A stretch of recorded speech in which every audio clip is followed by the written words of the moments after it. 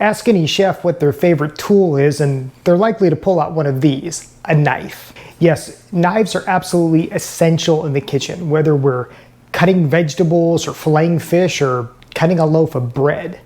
But there's a dizzying variety of knives, and if you're just getting started cooking or you're just building your collection, you may be unsure of what knives you really need in your kitchen. Well, today I'm going to show you the 3 most important knives that I think every cook should have.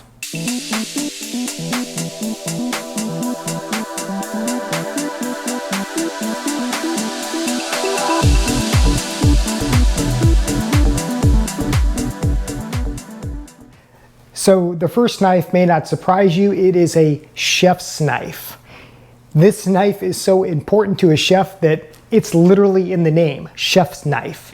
Now, just like any other knife, there's a wide variety of these, and they are made by different makers all over the world from different materials. But in general, the blade of a chef's knife is going to be 8 to 12 inches in size, and it's going to be shaped like this.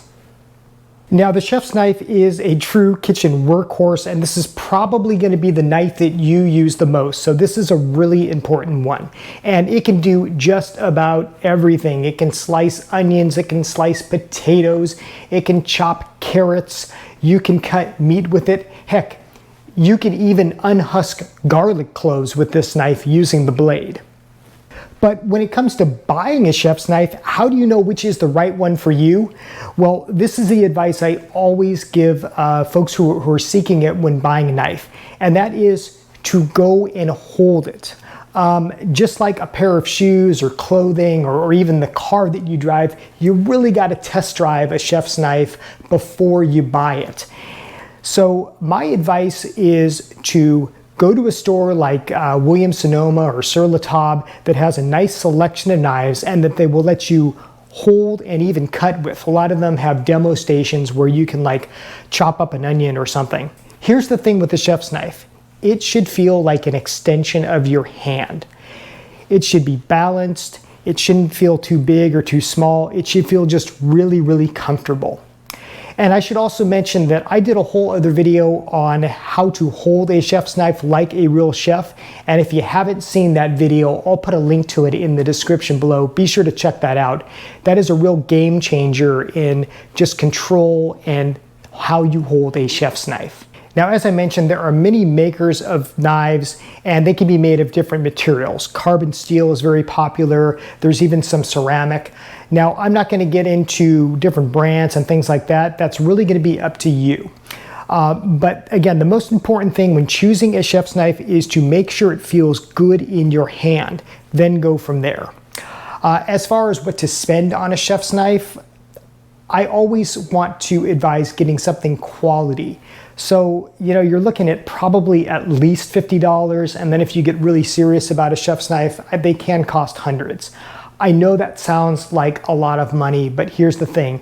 A good chef's knife is going to last you decades. Think of this as an investment in your kitchen. Okay, the second most important knife to have in your collection is a paring knife. Now, this is obviously a lot smaller than a chef's knife. I like to think of this as the child of the chef's knife. These are generally going to range in size from about 2 to 4 inches, and these are going to be used when you're making smaller cuts, when you're doing more intricate work. This is probably the second most important knife that I'm grabbing just to make small cuts. You can also use these as a peeler if you don't have a dedicated vegetable peeler. I have seen some people peel potatoes with them and maybe carrots. I'm not a huge fan of doing that because I like peelers, but if you're in a bind, a paring knife will be good for that. These are also good for if you need to poke holes in a potato before steaming them. This is going to be your go-to tool for that smaller, finer work where a chef's knife would just be too big or too unwieldy. Okay, and the third most important knife to have in your kitchen is a serrated knife, also known as a bread knife. And these are obviously identified by their serrated blade here. Now, I know most of us aren't cutting our own bread. You know, we buy our bread sliced these days, but this is still a really important tool to have. You will use it when you're cutting things like baguettes or maybe a loaf of bread at a store that you bought from the bakery, in which you do need to make those slices. But the cool thing about a serrated knife is that you can use it for more than just cutting bread. I like to use these to cut up citrus fruit. These are also really good to take the rinds off of fruits such as cantaloupe. You can just kind of saw down the side, and that's a really useful method. These are also really good for cutting tomatoes as well. And these come in various sizes too. There's a smaller version here, there's a longer version here.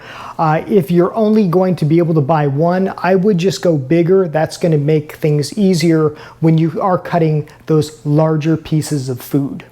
Now, that doesn't mean those have to be the only knives you have in your kitchen. Those are just the 3 that I would recommend if you can only buy 3. Now, there are other knives like steak knives. Those are an important tool, obviously, if you eat steak or need to cut through foods that you're eating at the table, but I consider those more like tableware. Now, don't get me wrong, I have a lot more than 3 knives, but that's because I use different knives. And here's the thing with cooking. Once you cook more and you find that you have need for other tools, then you can expand your knife collection, just like your other tool collection of pots and pans. So for example, I use a filleting knife quite a bit. This is a special type of paring knife that is used for what's called turning vegetables. Maybe I'll do a video on that at some point. And then there's different types of even chef's knives. This is a santoku, for example, which is more of a Japanese style, and this is a really cool tool to use too. But again, we won't get ahead of ourselves. If you're just getting started cooking, or if you're just uncertain of which knives you really need in the kitchen, start with those 3 and let me know how it works out for you. Hey, do you have a favorite knife or a knife that you just can't live without? Share that in the comments below. I would love to know, and I'm sure that other viewers would love to know what knives really work for you. And maybe there's one that hasn't worked for you as well. Please let us know that as well. As always, thanks for watching I Want to Cook. If you liked this video, if you found it helpful, please give it a like. And if you're not already a subscriber, hit that subscribe button, all right? Thanks, and I will see you on the next episode of I Want to Cook.